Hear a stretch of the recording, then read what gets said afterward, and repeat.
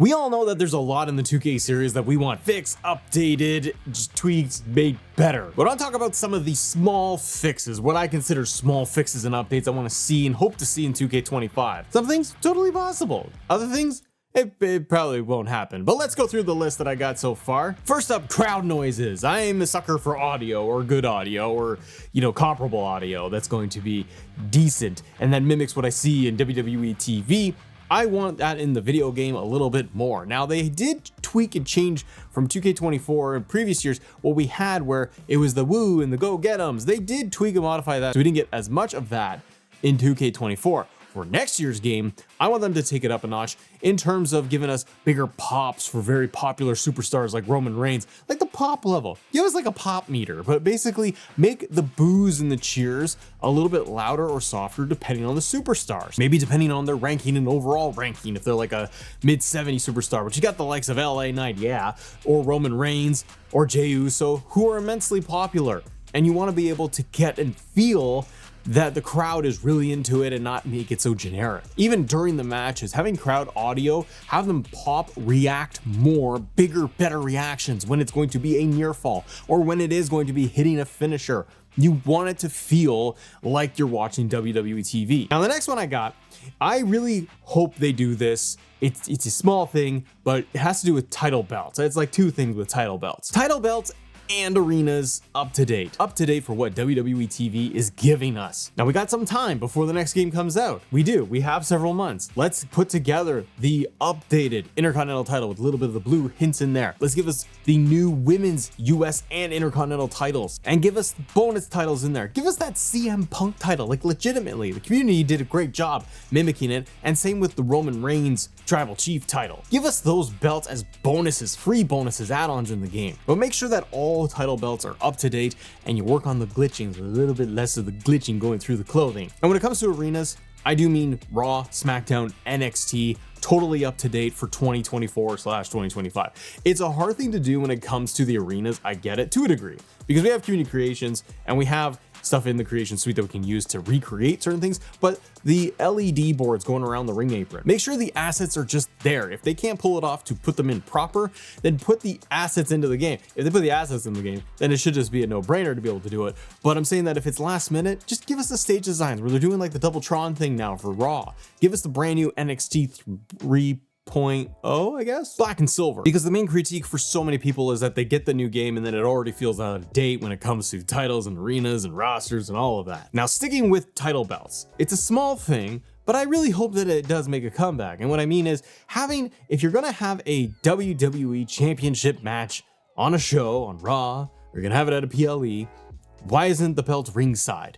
Give players the stand, the podium that they do on WWE TV, where you have the championship belt sitting ringside right there for a title match, singles or tag. Put it out there. It should be ringside right now. You're trying to recreate what you see on TV. That is one of those things. WWE Championship should be on its little podium with the crown jewel titles and put them out there so that you can use them and that you can interact with the championship. How come we can't go and grab a belt ringside during a title match like we used to and be able to just smash somebody over the head with the belt? We can only do it in like cutscenes and doing the interruptions at the beginning of a match. Now, another one I've seen is kind of popular for some people. Maybe you agree, maybe you disagree, but OMG moments. Remember those? We had them not that long ago. And while I thought OMG moments were good, I appreciate them even more now that they're gone. Go figure. But right now, we don't have OMG moments. You can do things like smash somebody into the barricade and it collapses the barricade, but it's not the same thing.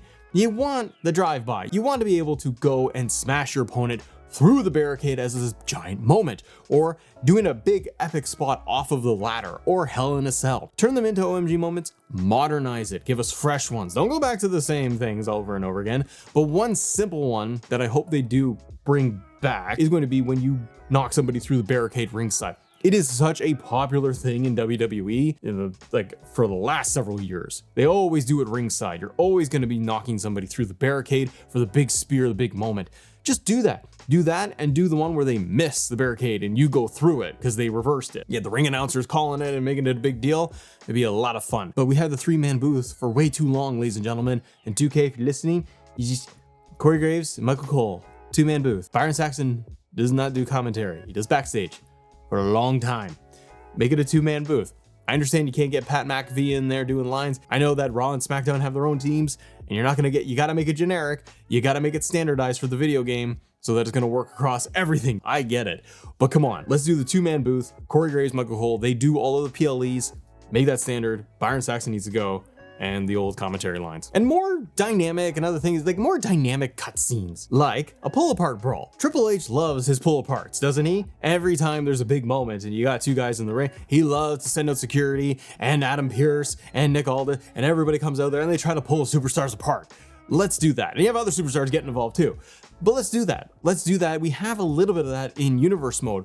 But let's set that up once again and take it a step further, and let's have it done properly, where you got CM Punk and Seth Rollins in the ring, maybe in universe mode, and you could do the pull apart, and it's going to be a giant brawl where Adam Pearce does come out and he waves out some other superstars, and they're fighting, they get pulled apart, and then CM Punk runs at him, and Seth Rollins runs at him too, and they try to fight each other. More updated cutscenes, stuff like that makes it more like what we see for the WWE product. Okay, this one is a small one, and I don't know if it irks you at all, and irk is the word I like to use, because I'm like, if it's not there, it's whatever.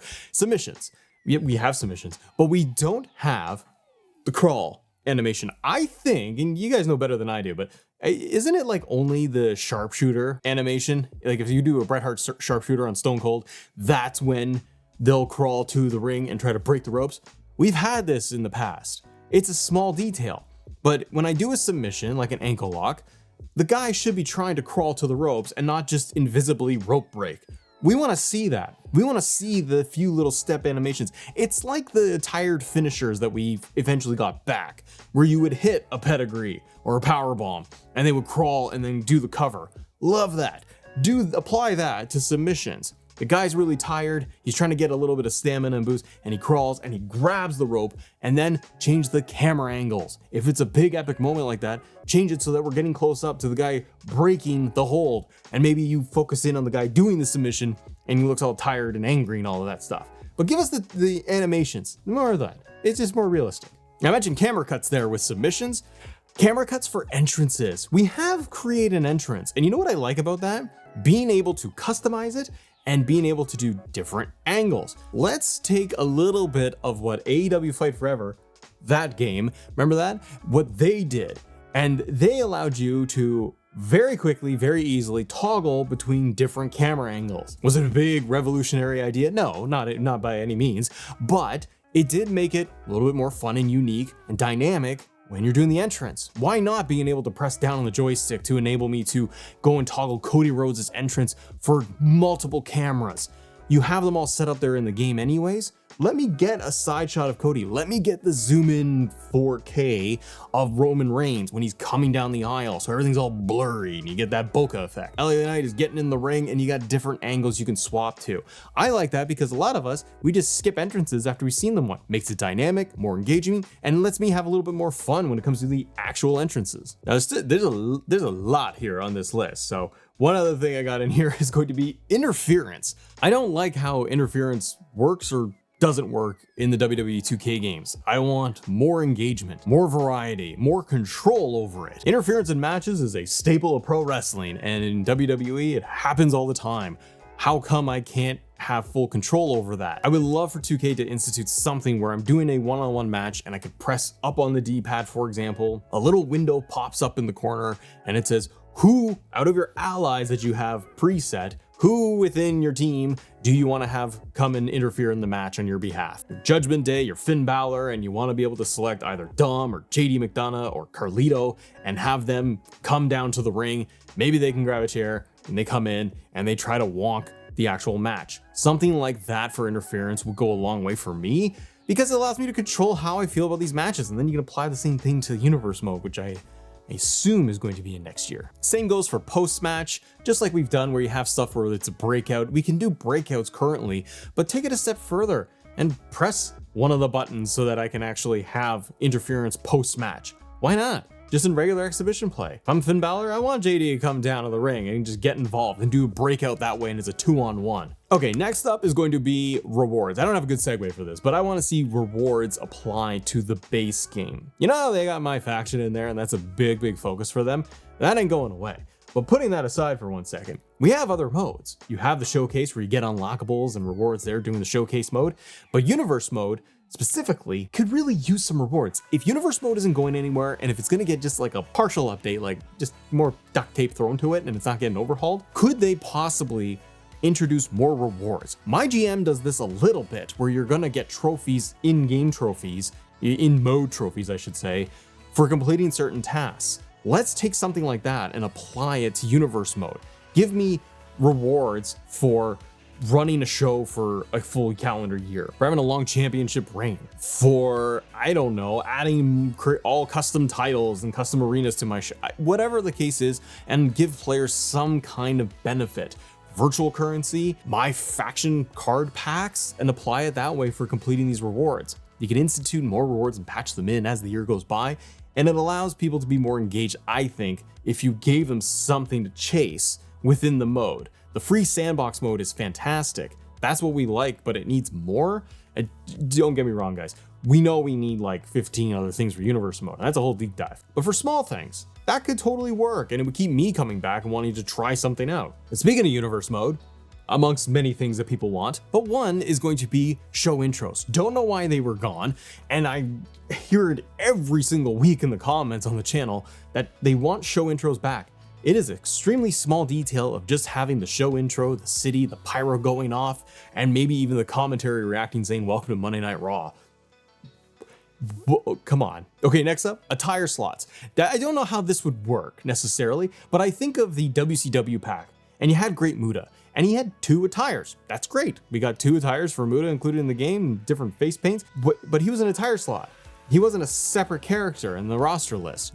Let's take all the John Cenas and smash them together. Now, I don't know if it's because, and you don't want to do that because you got all these different entrances in terms of maybe the motion is a little different, maybe the Tron is different, maybe even the music is different.